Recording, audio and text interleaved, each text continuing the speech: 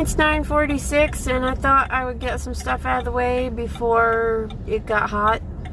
So I went out and got something nice for my dad for Father's Day. I got him a card, picked up some prescriptions. I'm looking at gas prices since I have to make a long drive tomorrow morning.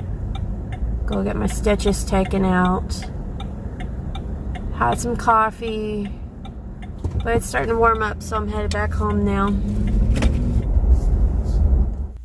Well, I'm back at home. It's the middle of the day, and out of curiosity, not because I actually want to be out in it, I checked what our high today is, and we're actually having a slight cold front, which means that we are only getting up to 35.5 degrees today. Everything's quiet. It's looking like tikka masala for dinner. I'm trying to get some editing done, although with my last video, YouTube accidentally gave me a perfect thumbnail with the tactical laundry basket. So I'm going to see if I can't catch up a bit. I'm having an interesting afternoon with my Googlings, and I may just have to make a full video on this, but I was looking at weather differences between Texas and the UK to try to explain this clearer, because somebody left a comment about on one of the videos where we went to the gym, of why not just take a walk. I was trying to figure out how to accurately, because I've been trying to accurately display, what kind of weather we're dealing with here. What our buildings are kind of rated for, keeping the heat out. The reason it's such a disaster when we have a really major freeze, that sort of thing. And so I've been digging around, looking at latitude maps, looking at UV indexes. Looks like southern UK is going to be seeing temperatures in the 90s on Friday, so they're having a major heat wave, and yet most of their evenings are still getting down into the 50s.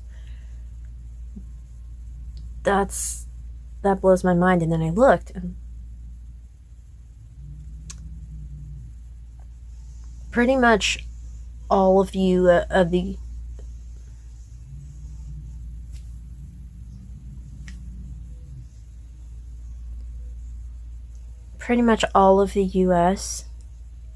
the continental US, is south of all of the UK. And Austin has almost the same latitude as Cairo. I was looking at UV indexes. Looks like it's summertime around the UK tends to run a UV index of about 8, and I was thinking, wow, that's high. And then I looked here, and I'm looking at what it's going to look like for the next 10 days, because we have a 10-day forecast on Google.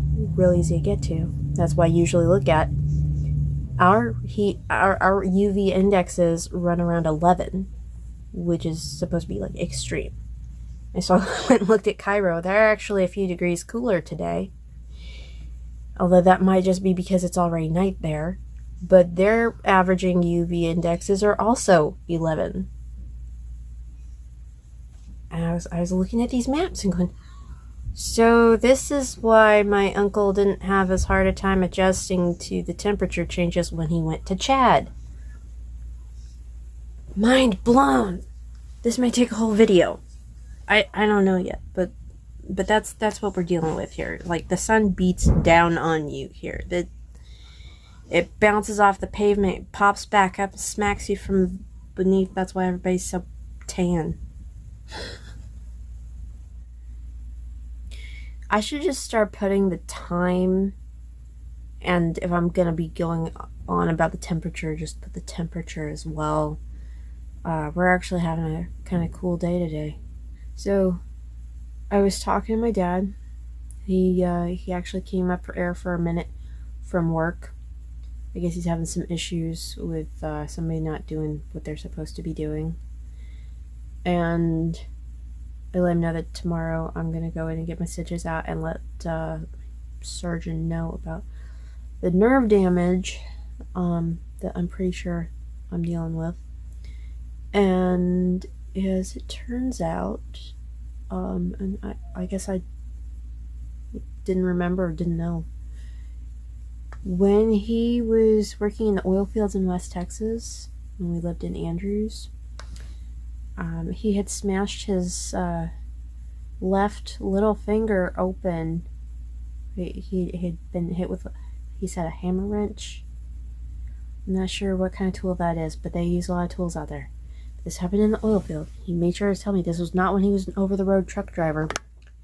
He has a scar in the middle of his little finger, and he's got nerve damage on the inside of his finger over here, like inside side of it rather than outside of the hand. And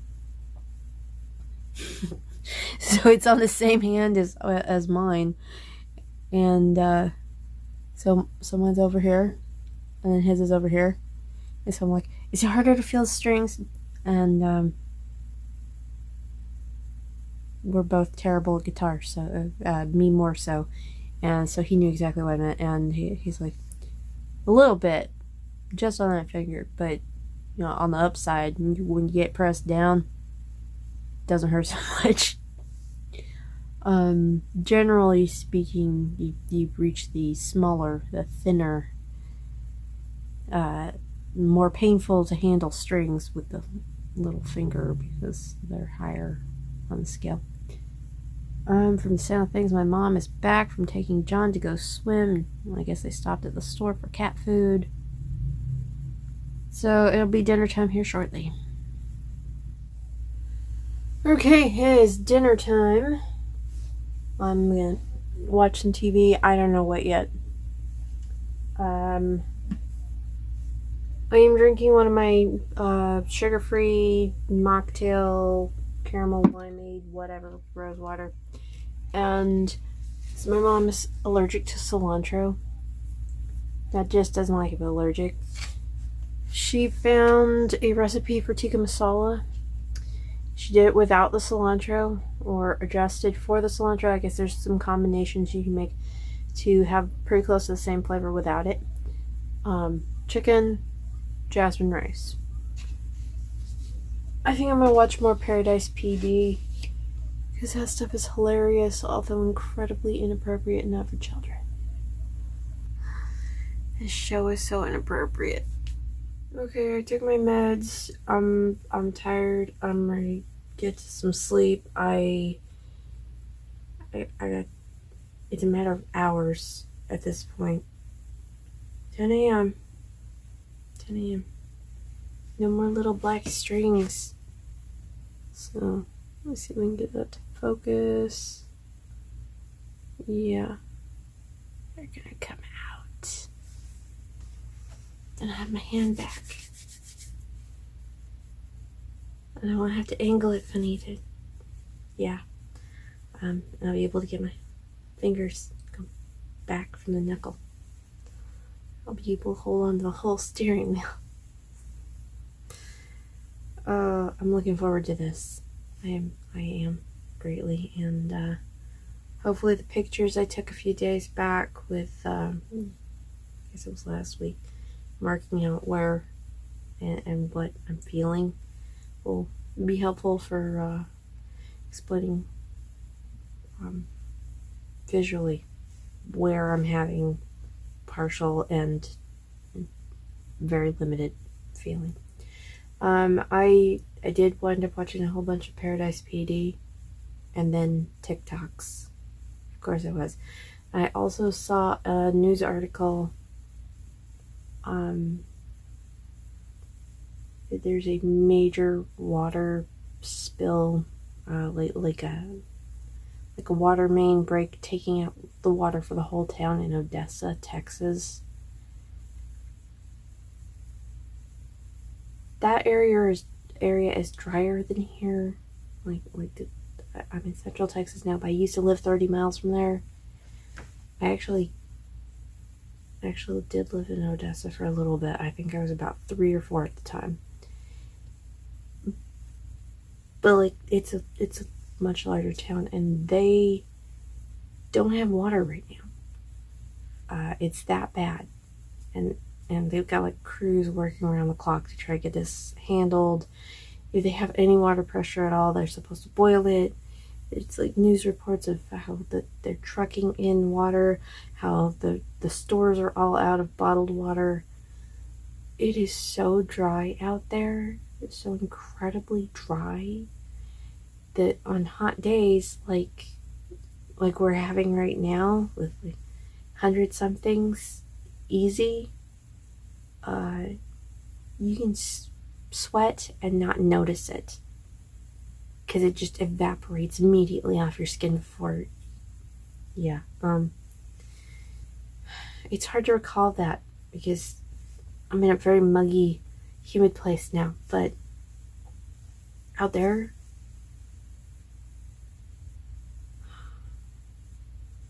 when it's a high of 107, you make sure you stay in the shade or stay indoors. You don't leave the house.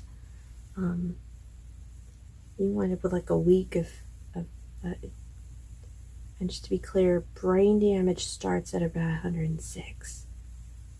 So you just don't go outside. But they're having a serious issue with the water there, and this is concerning. I'm almost caught up.